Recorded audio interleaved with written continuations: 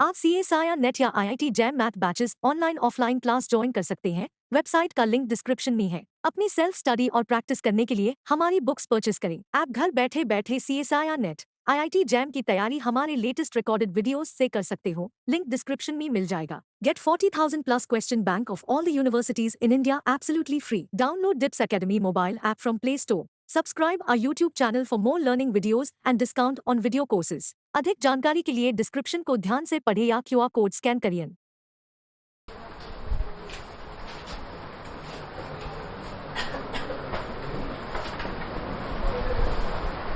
Compatible system of equation. If two partial differential equation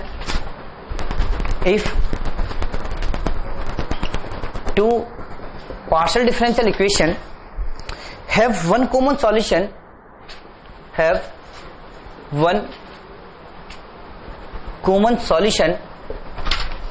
then they are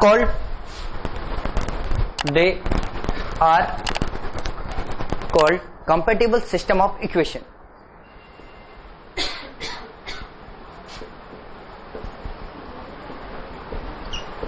system of equation. अब मैंने दो equation given है मुझे, F X Y Z P Q equal to 0 equation 1 और G X Y Z P Q equal to 0 equation 2। F X Y Z P Q equal to 0 और G X Y Z P Q equal to 0। Equation 1 and equation 2 1 and 2 are called compatible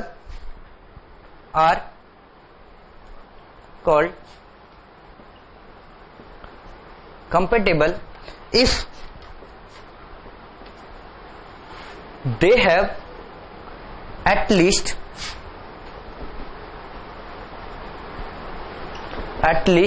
one common solution। देखो मेरे पास दो non linear partial differential equation है, अगर उनके पास वो compatible हैं, solution तो उनके पास बहुत सारे हो सकते हैं, बहुत सारे सॉल्यूशन हो सकते हैं या नहीं हो सकते, इसके पास भी सॉल्यूशन हो सकते हैं और इसके पास भी सॉल्यूशन हो सकते हैं, लेकिन जरूरी तो नहीं है कि जो इसके सॉल्यूशन है वो इसके सॉल्यूशन हो और इसके सॉल्यूशन है तो इसके सॉल्यूशन हो, ऐसा कोई जरूरी तो नहीं है ना। जब इसका सॉल्यूशन नहीं है और इसका सॉल्यूशन नहीं है, तो हम क्या बोल रहे हैं कि ये दोनों पार्शियल डिफरेंशियल इक्वेशन कंपेटेबल होंगी। कब होंगी? जब इनके पास एटलीस्ट वन कॉमन सॉल्यूशन होगा। अगर कम से कम एक कॉमन सॉल्यूशन होगा तो ये दोनों पार्शियल डिफरेंशियल इक्वेशन कैसी होंगी? कंपेटेबल। अब इसकी कंडीशन लिखो, one common solution, this common solution, यहां से लिखो नेक्स्ट लाइन से, this common solution is one parameter family of surface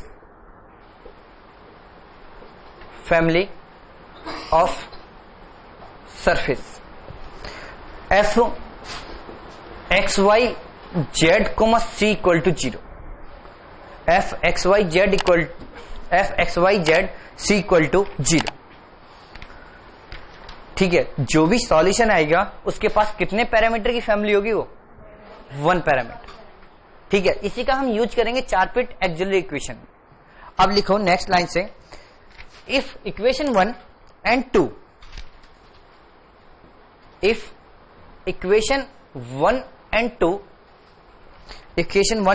are set to B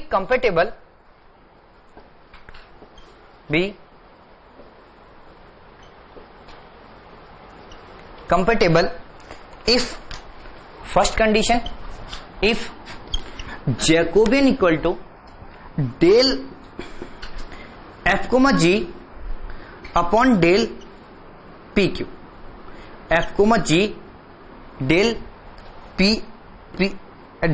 p comma q not equal to 0 on domain D या फिर in domain D. इसकी second condition लिखो। Second condition dz equal to p dx plus q dy। dz equal to p dx plus q dy should be integrable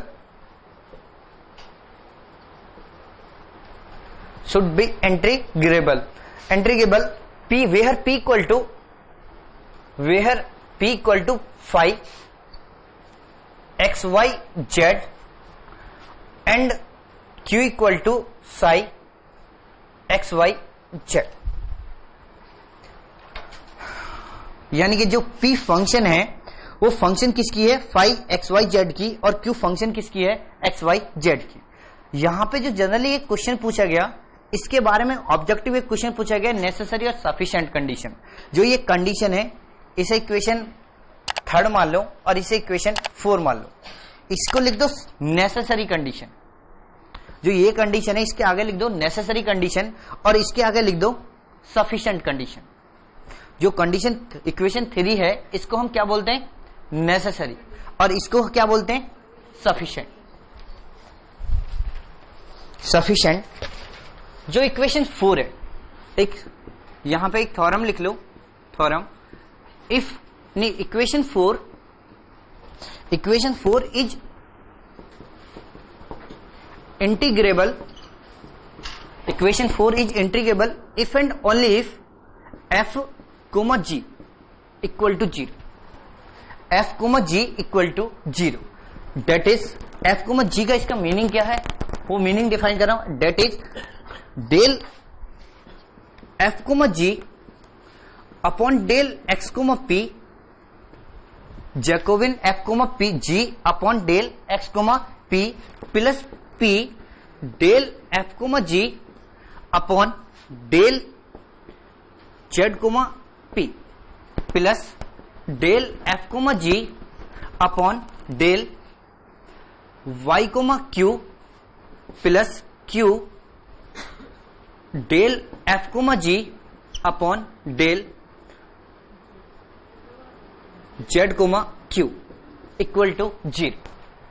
अगर ये इन सारी quantity का सम 0 मिल गया तो ये फंक्शन, जो फंक्शन जिसे हम इंटीग्रेबल फंक्शन बोल रहे हैं ना, dz equal to P D x plus Q D Y, z equal to P D x plus Q D Y, ये इंटीग्रेबल फंक्शन कन्वर्ट हो जाएगी, इंटीग्रेबल फंक्शन कन्वर्ट हो जाएगी। अदरवाइज नहीं। तो हमें अगर कंपैटिबल सिस्टम चेक करना है तो सबसे पहले कंडीशन क्या चेक करोगे, ये जैकोबियन क्या होना चाहिए, नॉन जीरो, और वो फंक्शन इंटीग्रेबल है तो उसके लिए हमें क्या चेक करना है, ये condition f, g equal to 0।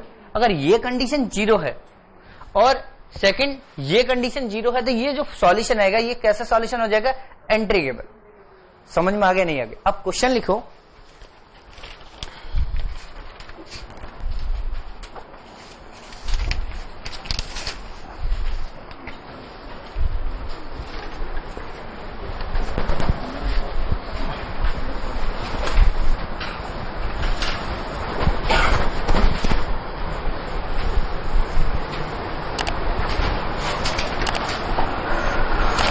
so that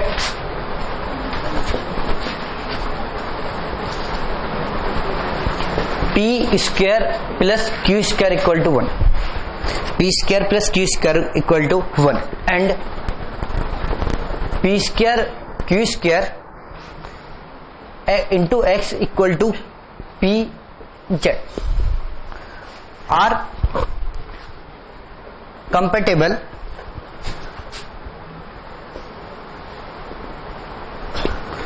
and find common solution, common solution।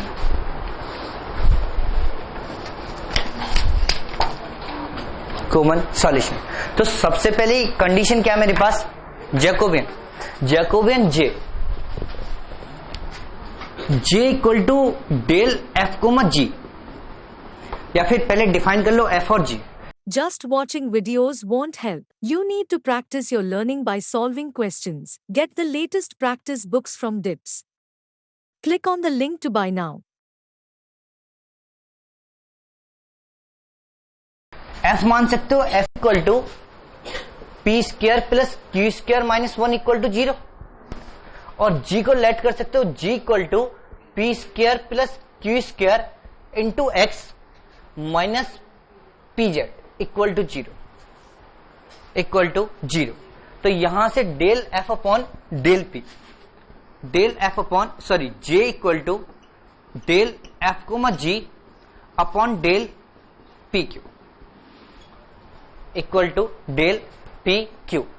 तो यहां से इसका क्या सॉल्यूशन क्या मिलेगा, del F upon del P और del F upon del Q और del F upon sorry del G upon del P और del G upon del Q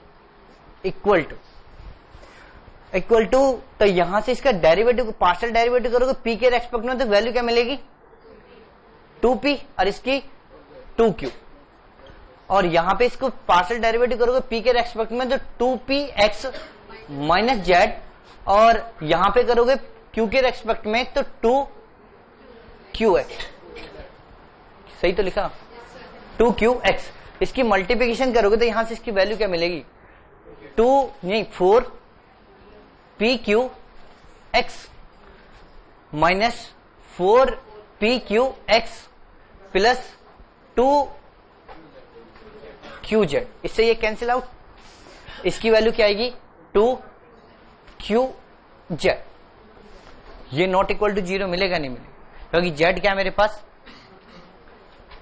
dependent variable है और पी क्यू भी मेरे पास पार्शियल डेरिवेटिव है इसका, ठीक है। अब सेकंड कंडीशन क्या मेरे पास, अगर ये हमारे पास ये not equal to 0 for all D के लिए अगर ये फंक्शन इंटीग्रेबल हुई तो यहां से पी और क्यू की वैल्यू क्या मिलनी चाहिए 0, तो क्या 2qz इक्वल टू 0। फंक्शन किसकी गिवन है z गिवन है या नहीं, और z किस पे डिपेंड कर रहा होगा x और y पे, z डिपेंडेंट वेरिएबल है। अगर z की वैल्यू ही 0 होगी तो q डिफाइन होगा, यहां पे अगर z की वैल्यू ही 0 होगी तो q डिफाइन होगा। अगर कोई भी डोमेन डिफाइन कर लेता हूं, चलो z not equal to 0 variable है, x और y पे डिपेंड करेगा नहीं करेगा, तो कंडीशन किस पे रखी जाएगी x और y पे, डोमेन तो x और y पे डिपेंड करेगा नहीं करेगा, तो यहां से z तो 0 हो ही नहीं सकता। अभी z के बारे में तो कोई इंफॉर्मेशन है ही नहीं ना, z तो डिपेंडेंट वेरिएबल है, z तो डिपेंडेंट वेरिएबल है। अगर z 0 हो गया तो q तो अपने आप 0 हो जाएगी, हो जाएगा नहीं हो जाएगा, तो 0 हम ले नहीं सकते z की वैल्यू, समझ में आया नहीं, हाँ नॉन जीरो होगा, ठीक है। क्या बोल रहे हो, अभी तो नॉर्मल कैलकुलेट कर रहे हो, मान लो ना कि z नॉन जीरो है, जहां पे नॉन जीरो होगा, जिस डोमेन में z नॉन जीरो होगा, ये क्वांटिटी नॉन जीरो होगी या नहीं होगी। ऑन डोमेन डी लिखवाया था, यहां पर जो लिखवाया है इन डोमेन डी लिखवाया नहीं लिखवाया, क्या इसमें डोमेन नहीं गिवन है। अगर डोमेन गिवन भी कर लेता हूं तो नॉन जीरो लेकर चलोगे या नहीं लिखोगे, वेरिएबल है z, क्या बोल रहे हो y फंक्शन गिवन है, y z इक्वल टू कोई फंक्शन गिवन है, एक्स वाई आर में डिफाइन कर लो, z equal to X Y पे डिफाइन कर लेता हूं, डिफाइन कर लोगे तो z जब तक एक्स वाई गिवन नहीं है, हमें तो यहां पे सिर्फ सिंपल z गिवन है, हाँ y 0 कर लो, क्या कैसे डिफाइन नहीं होगा, पहले partial derivative normal derivative define होने चाहिए, पी क्यू माइनस 1 नॉर्मल्स होते हैं और नॉर्मल नॉन जीरो होते हैं नहीं होते, पी क्यू माइनस 1 किसी भी सरफेस के नॉर्मल होते हैं, और जो सरफेस होता है नॉर्मल उसके P Q normals non zero होते हैं। वो डिफाइन किया था delta of F not equal to 0, sorry gradient of F not equal to 0 होना चाहिए, तो क्यू क्या है नॉर्मल है, और नॉर्मल तो नॉन जीरो होगा नहीं होगा, ठीक है। अब यहां से देखो सेकंड कंडीशन क्या है कि अगर ये फंक्शन, ये तो कंफर्म हो गया कि इनके पास ये नॉन जीरो है, सफिशिएंट कंडीशन मिली। अब मुझे ये चेक करना कि जो ये फंक्शन है z इक्वल टू, ये हम जब भी तो चेक कर सकते हैं p dx plus q dy, जब ये दोनों फंक्शन क्या मिल जाए, इंटीग्रेबल हो जाए, सॉरी ये इंटीग्रेबल हो जाए, तो वो इंटीग्रेबल के लिए कौन सी कंडीशन है, F comma G equal to क्या मिलना चाहिए, 0। अब उसे चेक कर लो, इसकी वैल्यू चेक करोगे तो यहां से इसकी वैल्यू क्या मिलेगी, del F upon del p, या फिर डायरेक्ट लिख दूं, डायरेक्ट लिख दू ना, तो यहां पे इसकी वैल्यू आएगी, जब एफ का पार्शियल डेरिवेटिव एक्स के रेस्पेक्ट में करोगे तो क्या आएगा, 0 आएगा, नहीं आएगा। Partial derivative with respect to x करोगे तो 0, और विद रेस्पेक्ट टू पी करोगे तो 2p आएगा। तो यहां पे लिख दूं 0 और 2p, और g का पार्शियल डेरिवेटिव x के रेस्पेक्ट में करोगे तो ये क्वांटिटी आएगी p square plus q square, और p के रेस्पेक्ट में करोगे तो 2px। हाँ, यहां पे आएगा p square plus q square, जब मैंने किसके रेस्पेक्ट में किया, x के रेस्पेक्ट में, और p के रेस्पेक्ट में करूंगा तो यहां से क्या मिलेगा, p square 2px minus Z plus p into यहां पे क्या आएगा, डेल एफ कोमा जी, इसका पार्शियल डेरिवेटिव z के रेस्पेक्ट में तो 0 और p के रेस्पेक्ट में 2p, और इसका पार्शियल डेरिवेटिव g का किसके रेस्पेक्ट में, z के रेस्पेक्ट में तो माइनस p, और p के रेस्पेक्ट में 2px minus Z plus f का पार्शियल डेरिवेटिव y के रेस्पेक्ट में 0 और q के रेस्पेक्ट में 2q, और g का पार्शियल डेरिवेटिव y के रेस्पेक्ट में 0 और q के रेस्पेक्ट में करोगे तो 2qx प्लस q, यहां से इसका पार्शियल डेरिवेटिव z के रेस्पेक्ट में 0 और q के रेस्पेक्ट में, कहां पे,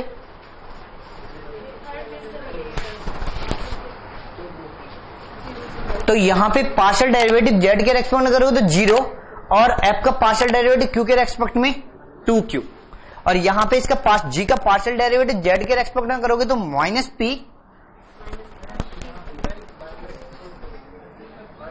सॉरी g का किसके रेस्पेक्ट में, z के रेस्पेक्ट में तो माइनस p आएगी, और q का q के रेस्पेक्ट में करोगे g का तो 2qx। अब इसकी वैल्यू चेक करो, कि इसकी वैल्यू चेक करोगे तो इसकी वैल्यू आएगी p की पावर 3 माइनस, और माइनस आएगा 2pq स्क्वायर। इसकी वैल्यू फाइंड आउट करोगे तो ये 0 और इसकी वैल्यू आएगी minus minus plus 2p square और 2pq, ये तो 0, इसकी वैल्यू फाइंड आउट करोगे तो यहां से आएगा माइनस प्लस 2pq स्क्वायर। अब देख लो, ये इससे कैंसिल और ये इससे कैंसिल, इसकी वैल्यू क्या मिल रही है, 0, इसकी वैल्यू 0 मिल रही है, नहीं मिल रही। तो अगर इसकी वैल्यू 0 मिल रही है तो ये फंक्शन कैसी हुई, इंटीग्रेबल। तो जो ये दो इक्वेशन है, f p square plus Q square equal to 1, p square plus Q square x equal to p z, यहां से पी और क्यू की वैल्यू फाइंड आउट कर सकते हो। ये तो रब कर दूं, यहां तक तो नोट किया होगा या नहीं, ये तो रब कर दूं ये साइड।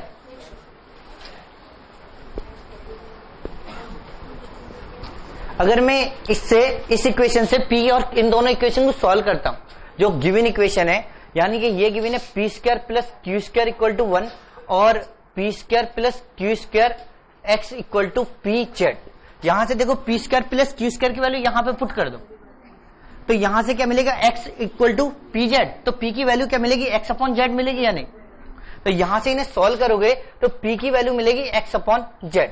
अगर ये p की वैल्यू यहां पे पुट कर दो तो q की वैल्यू मिल जाएगी। अगर यहां पे पुट करोगे तो q इक्वल टू लिख सकता हूं 1 minus x square upon z square q square. तो q की वैल्यू मिलेगी plus minus under root Z square minus x square upon z. तो ये फंक्शन जो डी जेड इक्वल टू हम डिफाइन कर रहे हैं, d z equal to P D x plus Q D Y, ये फंक्शन कैसी होगी, इंटीग्रेबल होगी या नहीं होगी। ये तो श्योरिटी है कि जब अगर ये कंडीशन 0 हो रही है तो ये फंक्शन 100% इंटीग्रेबल होगी। तो यहां से D z equal. Hope you are liking these learning videos. Want to study with Dubey Sir Live? Join our offline online batches for CSIR NET Maths and JAM. Visit our website or click on the link highlighted to know more. To p की value क्या है x upon z into D x plus minus under root Z square minus x square upon z into d y. अब exam में जब तुम solve करोगे ना, यहां पे आके सॉल्व नहीं होगा क्वेश्चन, ठीक है, यहां से ये तुमसे सेपरेट ही नहीं होगा। क्वेश्चन में जो सबसे बड़ी प्रॉब्लम आने वाली है इस टाइप के इस स्टेप में आएगी, क्योंकि यहां तक तुम सारे लोग सॉल्व कर लोगे, तो यहां से जेड को जेड कॉमन लोगे, एलसीएम लोगे तो जेड की मल्टीप्लिकेशन कर सकते हो, तो यहां से सॉल्यूशन आएगा z d z equal to x d x plus minus under root Z square minus x square into d y. इस टर्म को शिफ्ट कर दो और इस टर्म से डिवाइड कर दो, यानी कि z d Z minus x d x upon under root Z square minus x square equal to plus minus d y plus minus d Y. ये इसका डिफरेंशिएशन लिखा हुआ, अगर मैं 2 से डिवाइड कर दूं तो ये इसका डिफरेंशिएशन है या नहीं, यानी कि डी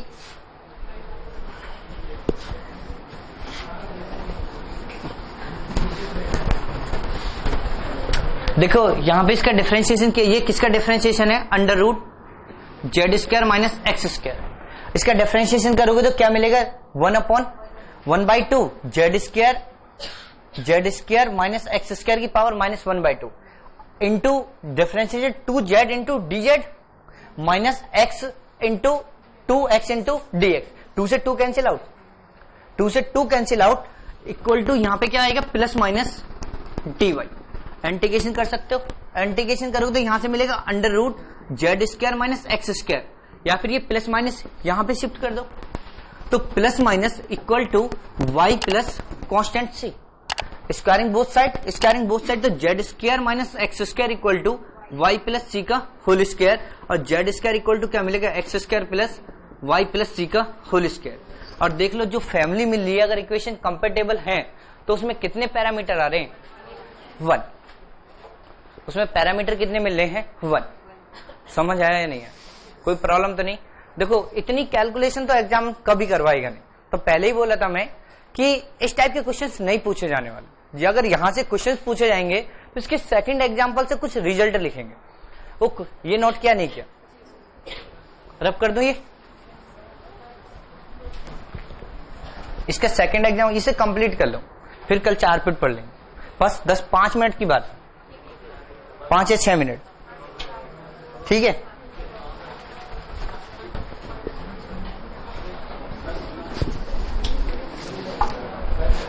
हमेशा हर चीज कल पे भी मत टालो।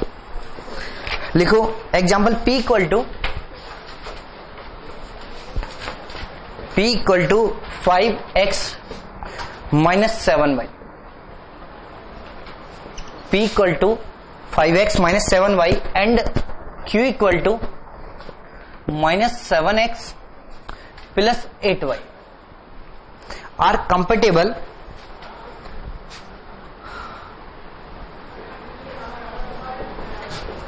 find common solution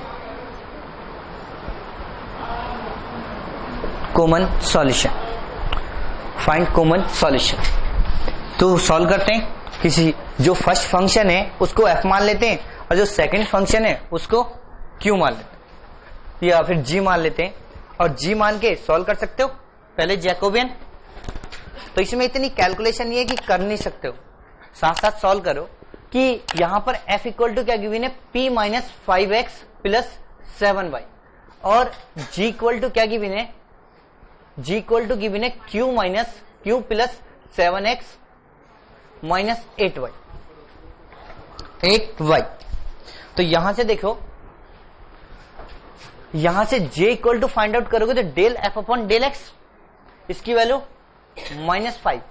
p, और p फाइंड आउट करोगे तो इसकी वैल्यू 1, और इसका पार्शियल डेरिवेटिव q के रेस्पेक्ट में करोगे तो इसकी वैल्यू क्या आएगी 0। इसका पार्शियल डेरिवेटिव p के रेस्पेक्ट में 0 और q के रेस्पेक्ट में 1। डिटर्मिनेंट की वैल्यू क्या आ रही है 1, और जो कि कैसी है नॉट इक्वल टू 0, कैलकुलेशन नहीं है। तो ये तो कंफर्म हो गया कि कंपेटेबल है। तो अब क्या फाइंड आउट करना है, इंटीग्रेबल है या नहीं है। तो इंटीग्रेबल के लिए कंडीशन क्या है, f, g इक्वल टू 0। तो उसमें सबसे पहले डिटर्मिनेंट है f comma g x comma p। अगर मैं f का डेरिवेटिव करता हूं किसके रेस्पेक्ट में, x के, तो यहां से क्या मिलेगा -5, और f का पार्शियल डेरिवेटिव करता हूं p के रेस्पेक्ट में तो 1, g का पार्शियल डेरिवेटिव x के रेस्पेक्ट में 7, और इसके p के रेस्पेक्ट में करूंगा तो इसकी वैल्यू क्या मिलेगी 0 प्लस p। देखो यहां तक तो समझ आ रहा है, पूरी डिफाइन करूं, ठीक है। तो p इक्वल टू यहां से बता दो इसका पार्शियल डेरिवेटिव f का पार्शियल डेरिवेटिव z के रेस्पेक्ट में 0 और किसके रेस्पेक्ट में p के रेस्पेक्ट में 1, इसका पार्शियल डेरिवेटिव z के रेस्पेक्ट में 0 और इसके रेस्पेक्ट में कुछ भी कर लो तो किसके रेस्पेक्ट में p के रेस्पेक्ट में 0 ही आएगा, किसी के रेस्पेक्ट में करो 1 तो 0 हो ही, प्लस अब इसके किसके रेस्पेक्ट में y और q, अगर इसका पार्शियल डेरिवेटिव y के रेस्पेक्ट में करोगे तो 7 और q के रेस्पेक्ट में 0 और इसका पार्शियल डेरिवेटिव y के रेस्पेक्ट में -8 और q के रेस्पेक्ट में 1 प्लस q, और यहां पे इसका पार्शियल डेरिवेटिव z और z के रेस्पेक्ट में 0 q के रेस्पेक्ट में 0, ये टर्म भी 0 ही आएगी। तो यहां से इसका डिटर्मिनेंट फाइंड आउट करोगे तो -7 प्लस 0 और यहां से इसका डिटर्मिनेंट 7 प्लस 0, 7 से 7 कैंसिल, तो इसकी वैल्यू क्या मिलेगी 0। तो ये इंटीग्रेबल भी है। अगर इंटीग्रेबल है तो हम इस इक्वेशन को सॉल्व करते हैं या नहीं, dz equal to p dx plus q dy, हम यही तो सॉल्व करते हैं या नहीं, dz equal to p dx plus q dy। अब यहां पे p भी गिवन है, हमें इक्वेशन भी सॉल्व नहीं करनी, हमें p गिवन है 5x माइनस 7y और q गिवन है -7x प्लस 8y, इसकी वैल्यू पुट कर दो तो dz equal to -5x plus 7y 5x minus 7y into dx plus -7x plus 8y into dy, इसका इंटीग्रेशन तो हो जाएगा। अब देखो ये dm dx प्लस n dy की फॉर्म में गिवन है या नहीं, दोनों x y की फॉर्म है, ये एग्जैक्ट है, देख लो एग्जैक्ट है। Del m upon del y की value del n upon del x की फॉर्म में गिवन है।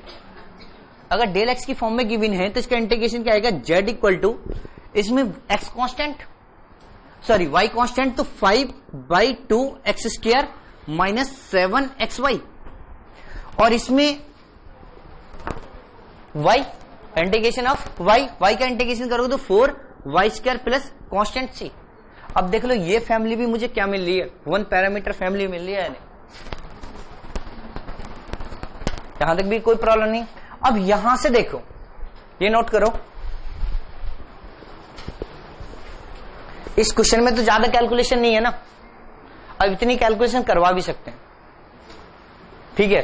अब यहां से देखो जो p फंक्शन है वो p फंक्शन किसकी है, xy, और q जो फंक्शन है वो किसकी फंक्शन है, xy।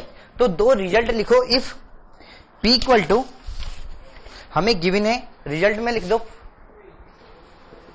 First point p equal to m x comma y and q equal to n x comma y, p equal to m x comma y and q equal to n x comma y are compatible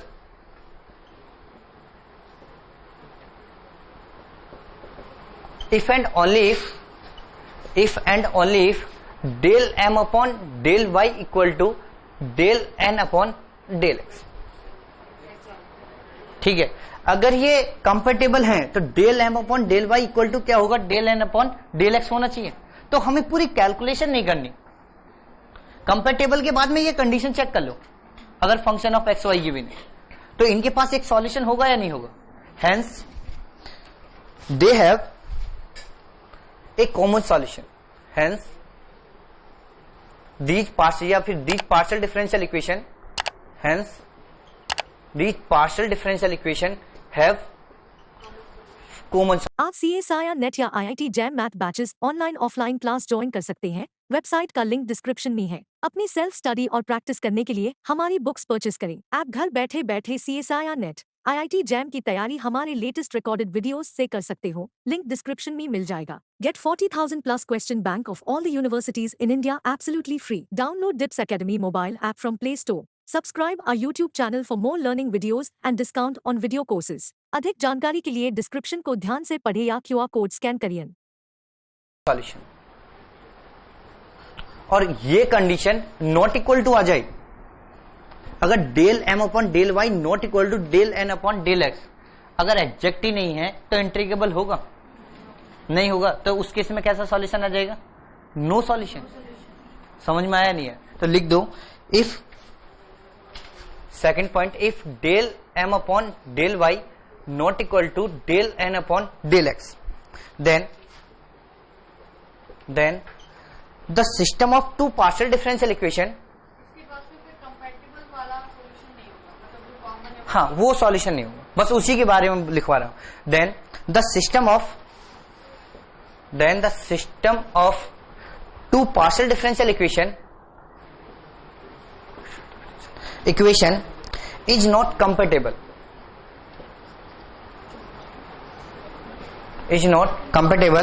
and hence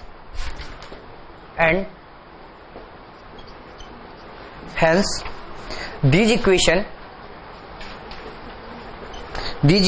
have no solution. These equation have no solution. अब यहां पे एक और लिखो तीसरा result last, for the compatible, third point लिखो, for the compatible of F X Y Z P Q equal to 0 of f x y z p q equal to 0 and g x y z p q equal to 0. p q no solution, no common ही solution की बात कर रहे हैं, जो ये at least common solution आ रहा है ना उसी की बात कर रहा हूं, नहीं तो वो केस यहां पर डिफाइन कर रहा हूं। सेकंड केस लिख लो, third case, for the compatible f x y z p q equal to 0 and g x y z p q equal to 0. It is not necessary that every solution of f x y z p q equal to 0 be a solution of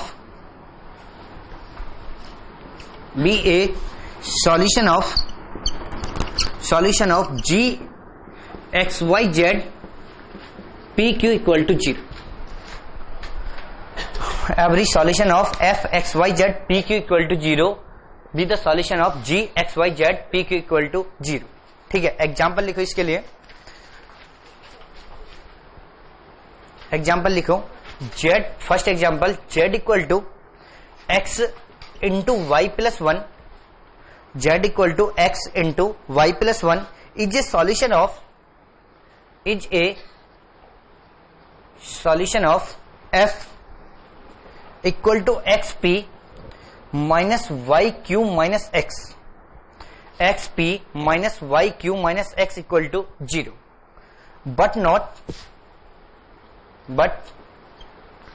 not g equal to P square q square x minus p, sorry इस g equal to लिखो, g equal to x square P minus या plus q minus x z equal to 0। यानी कि जो ये solution है z equal to x into y plus 1, ये solution किसका है? इस पार्शियल डिफरेंशियल इक्वेशन का, और लेकिन इसका सॉल्यूशन नहीं। तो देखो जैसे मैंने कंपेटेबल का फर्स्ट क्वेश्चन किया था, फर्स्ट एग्जांपल, ये दोनों equation non linear partial differential equation है, ये कंपेटेबल भी हैं। जब तुम इस एग्जांपल को घर पे सॉल्व करना, ये दोनों इक्वेशन कंपेटेबल भी हैं और इनके पास कॉमन सॉल्यूशन भी आएगा। कॉमन सॉल्यूशन भी आएगा, लेकिन हम इस पर्टिकुलर सॉल्यूशन की बात कर रहे हैं। z equal to x into y plus 1 इस इक्वेशन का सॉल्यूशन है, लेकिन इसका सॉल्यूशन नहीं। ये तुम्हारे लिए होमवर्क है, मतलब कर लेना घर पे। एक क्वेश्चन तो ट्राई कर सकते हो। सेकंड एग्जांपल और लिखो। सेकंड एग्जांपल में लिखो z equal to x plus y upon root 2। X plus y upon root 2 is a solution of f equal to P square plus Q square minus 1 equal to 0। z equal to x plus y upon under root 2 is a solution of f equal to P square plus Q square minus 1 equal to 0, but not g equal to P square plus Q square x minus P Z equal to 0। z equal to x plus y upon under root 2 is a solution of, किसका सॉल्यूशन है, f p square plus Q square minus 1 equal to 0, और g जो second equation है, but not g equal to P square plus Q square x into p Z equal to 0। ये example तो हमने class में सॉल्व कर लिया। ये एग्जाम्पल हमने क्लास में सॉल्व कर लिया। इनके पास देखो कॉमन सॉल्यूशन मिला था, नहीं मिला था? कॉमन सॉल्यूशन है और दोनों इक्वेशन कंपेटेबल भी है। तो जो भी एग्जाम्पल मैं क्लास में लिख रहा हूं उस एग्जाम्पल को एटलीस्ट ट्राई जरूर कर लेना घर पे, क्योंकि जितनी भी बुक्स है ना, मतलब चाहे वो टी अमरनाथ है या और दो तीन बुक्स है, या फिर एमडी राज सिंघानिया या और भी बहुत सारी बुक्स हैं, उनके सारे एग्जाम्पल क्लास में दे दूंगा। और जो भी क्वेश्चन पूछा गया क्लास इन्हीं एग्जाम्पल से रिलेट किया गया, ऑप्शन इन्हीं से रिलेट होंगे जो सॉल्यूशन है। ठीक है। Just watching videos won't help. You need to practice your learning by solving questions. Get the latest practice books from DIPS. Click on the link to buy now.